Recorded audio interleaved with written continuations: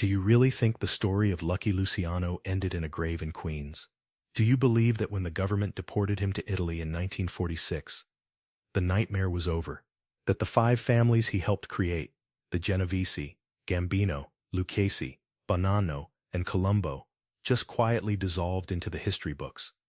No. That's the comfortable version, the bedtime story told so people can sleep at night.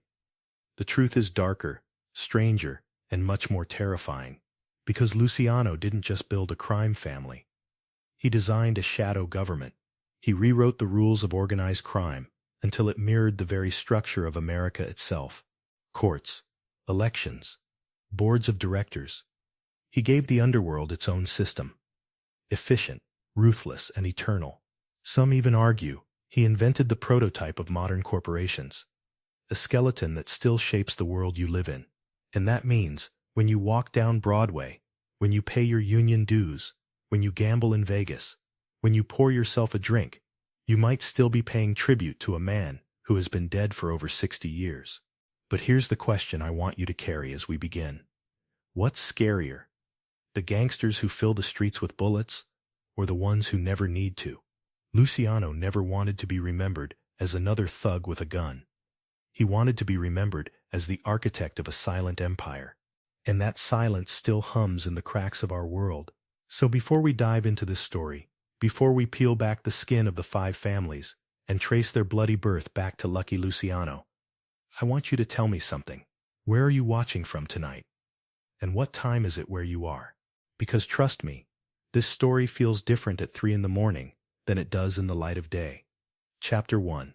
The Knife Behind the Smile. They called him Salvatore Lucania when he first breathed Sicilian air in 1897. In Lercara Fritti, a mining town choking on sulfur dust and poverty so deep it could hollow a man before he was 12. But America would not remember that name. It would twist and reshape him, just as Ellis Island twisted so many immigrants into something new, harder, and sharper. Salvatore became Charles, and Charles became Lucky, a name born not from luck, but from death itself, because when a young thug once shoved a blade into his throat, carving him open from ear to chin, he survived. He survived again.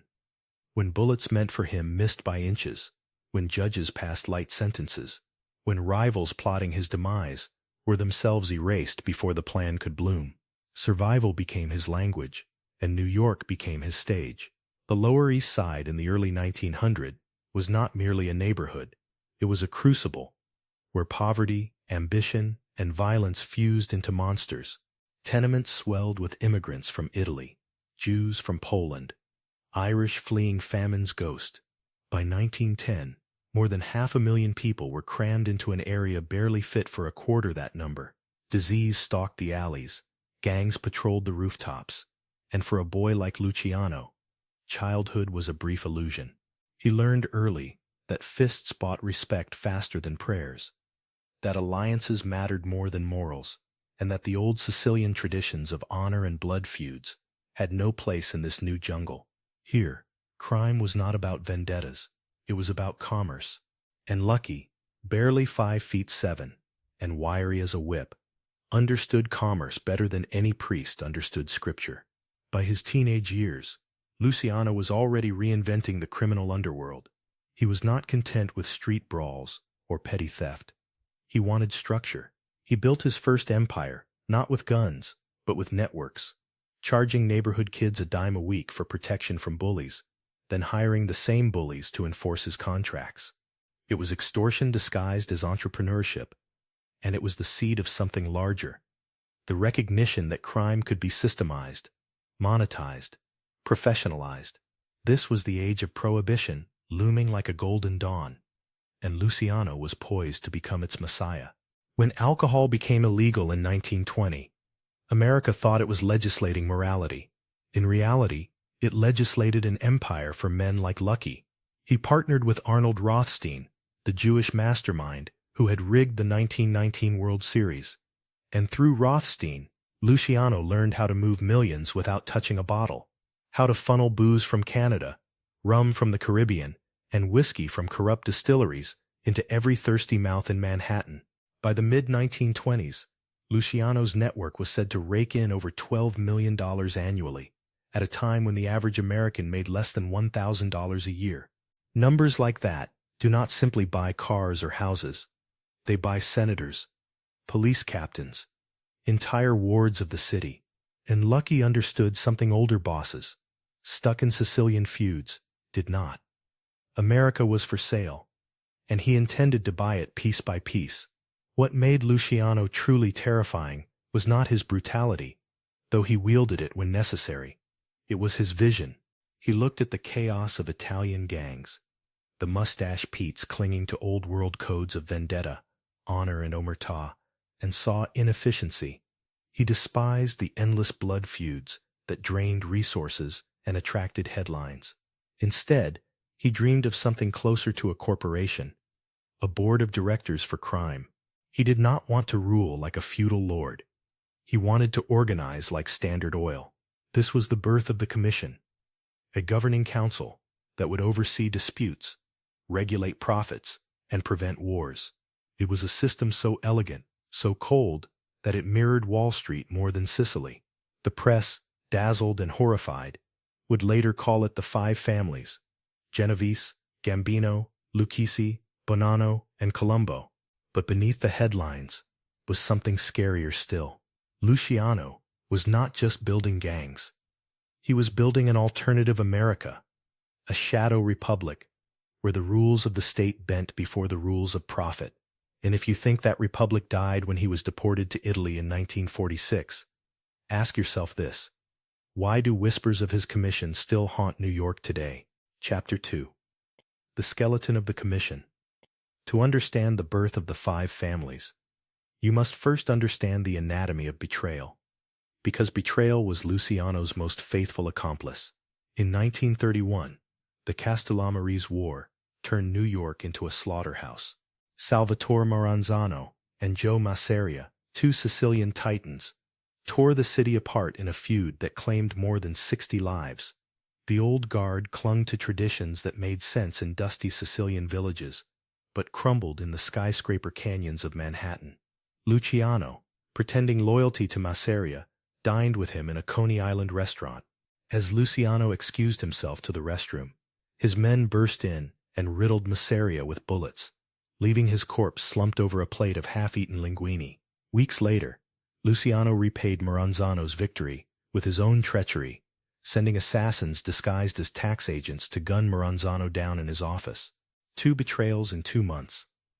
And just like that, the old world was dead. In its place stood something colder, cleaner, more efficient: the Commission, born not from loyalty, but from murder. What Luciano created was nothing less than a parallel government. The Commission divided New York into 5 fiefdoms, each with its own boss, underboss, and consigliere, but bound together by a board of directors. Disputes would no longer erupt into bloody wars. They would be arbitrated like business deals.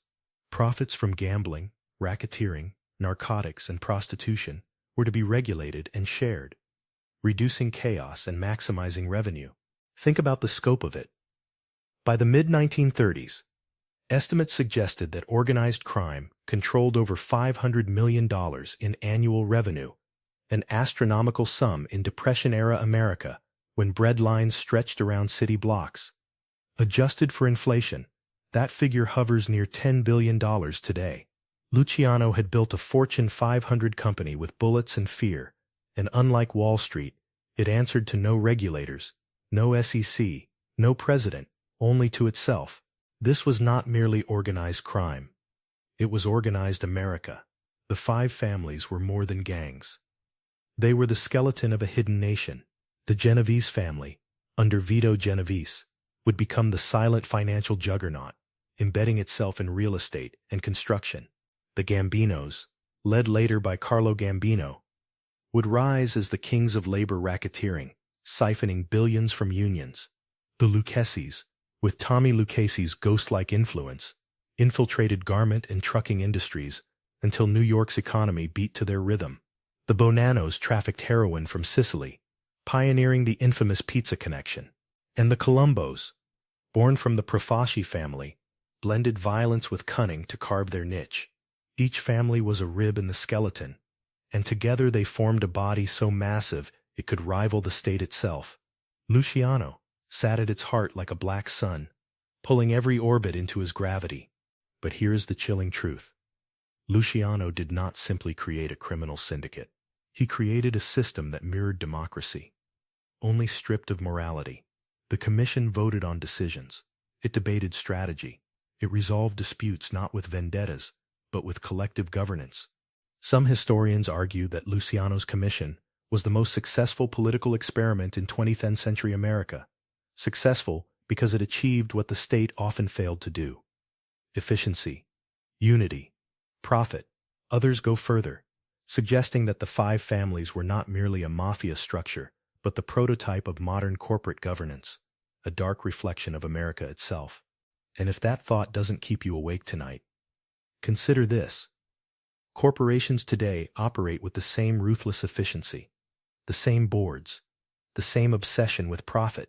The only difference is Luciano's board enforced compliance with guns, while today's corporations use lawyers.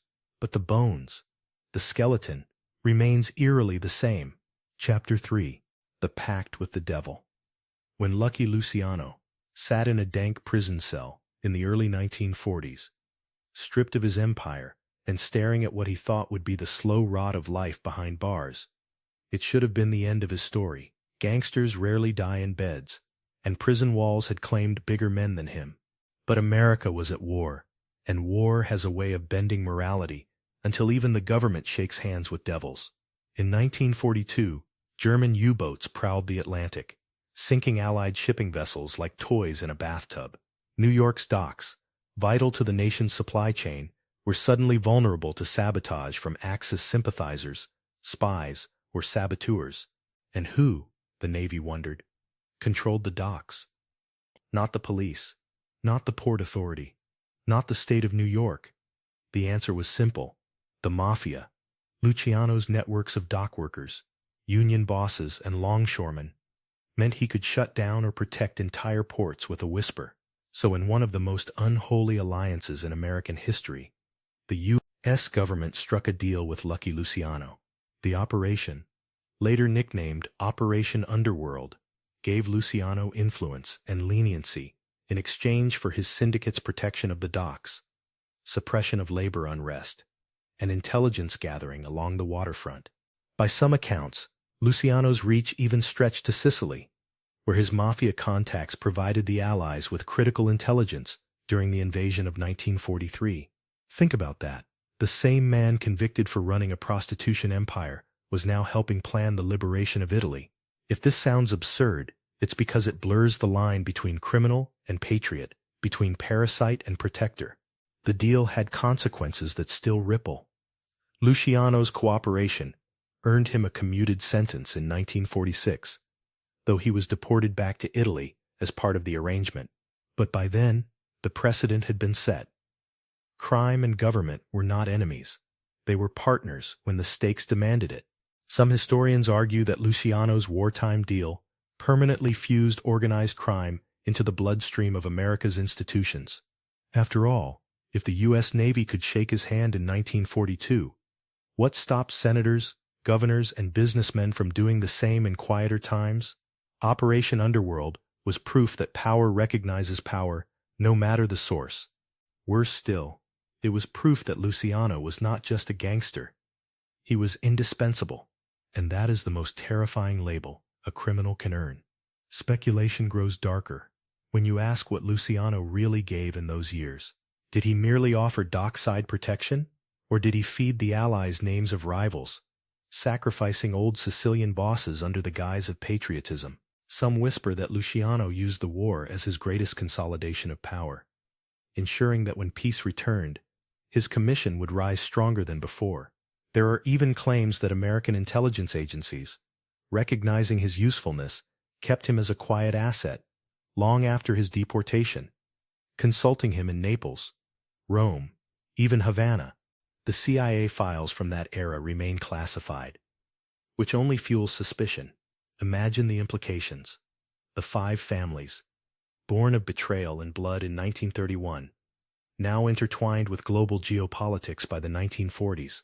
A shadow government inside America's own, legitimized not by elections, but by necessity. And if that's true, then the terrifying reality is this. The United States didn't just tolerate Lucky Luciano. For a time, it needed him.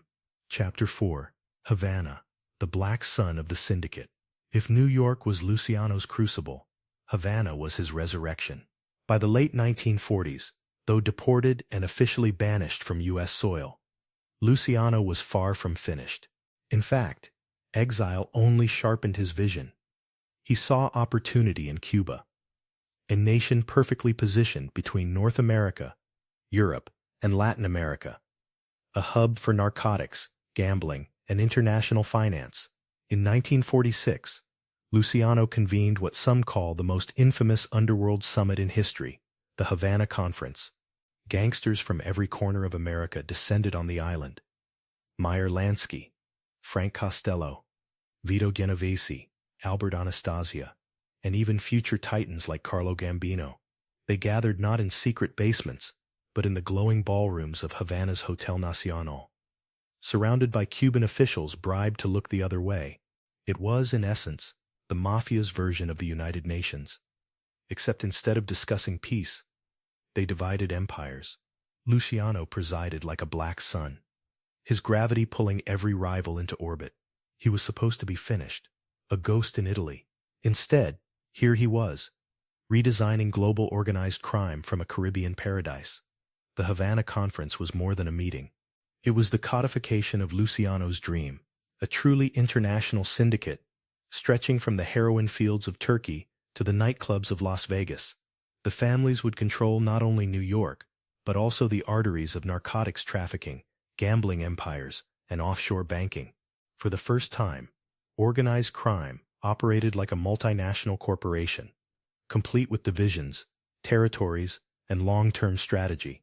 This was not thuggery, it was governance, and it terrified anyone who understood its scope. Consider this. By 1950, some estimates suggested that Mafia-controlled narcotics trade alone was worth $70 million annually, a figure that would balloon exponentially in the decades to come. Adjusted for today's value, we're talking billions. Luciano's blueprint had metastasized beyond New York, beyond America. He was building a criminal shadow that stretched across continents. But Havana was also haunted. Beneath the glittering casinos and the music, shadows whispered of betrayal. Vito Genovese, always hungry, plotted against Luciano, even as he raised a glass in his honor. Government agents watched from the periphery, the FBI and Treasury building files thicker than Bibles. And then there was the chilling speculation that Luciano's Havana project was not merely about money, but about embedding crime into the post-war world order itself. Some researchers argue that elements of his syndicate funneled funds into politics, banks, even intelligence operations. The line between mafia money and legitimate capital blurred until it was impossible to tell where one ended and the other began. Think about that. If Wall Street and the mob shared blood in their veins, then Luciano's empire was not simply a parasite. It was part of the host. When you walk down Broadway, when you gamble in Vegas, when you sip imported liquor, how much of that world still hums with the echo of Havana, 1946? Chapter 5. Exile and the Phantom Legacy. Luciano's deportation to Italy in 1946 was supposed to be the final curtain, the state's grand victory over the architect of the five families. The headlines screamed triumph. America had expelled its most notorious gangster, cutting the cancer from its flesh.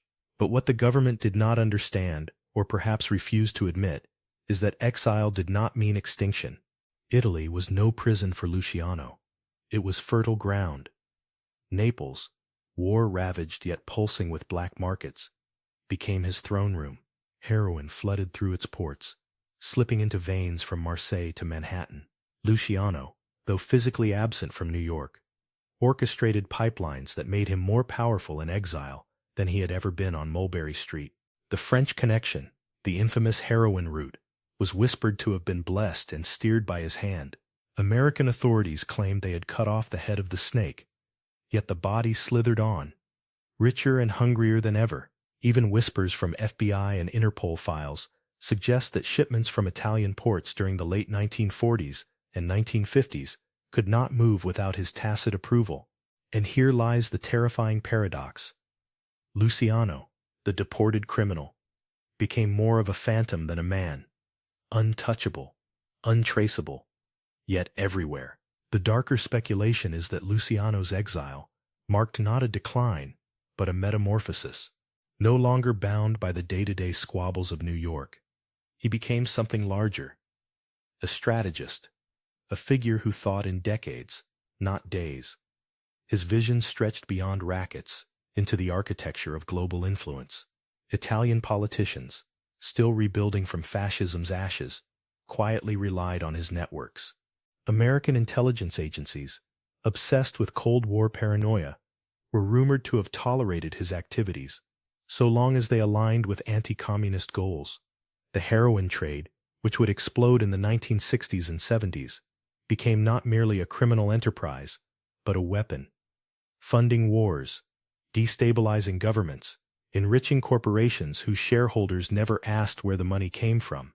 Was Luciano the hidden architect of this, or was he simply the seed, planted so deeply in the soil of commerce that even death could not uproot him? Some criminologists argue that by the time he died in Naples in 1962, his role had transcended gangster. He was no longer Lucky Luciano, the boy from Lercara Fritti. He was the phantom founder of a parallel empire, one that had grafted itself onto the bones of modern capitalism. And if that thought unsettles you, it should, because it suggests that every skyscraper built, every union negotiated, every campaign funded in mid-20th century America may still carry his fingerprints, invisible but permanent. Here is where the story dissolves into something stranger than history and darker than crime. Luciano is buried in Queens, under marble and grass, his name etched like any other immigrant's son who found his place in America.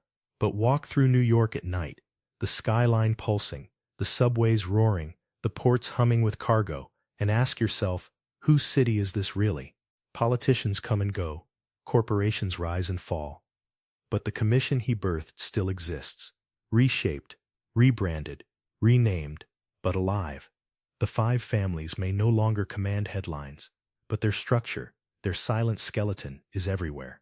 In corporate boards, in union bylaws, in the invisible machinery of power.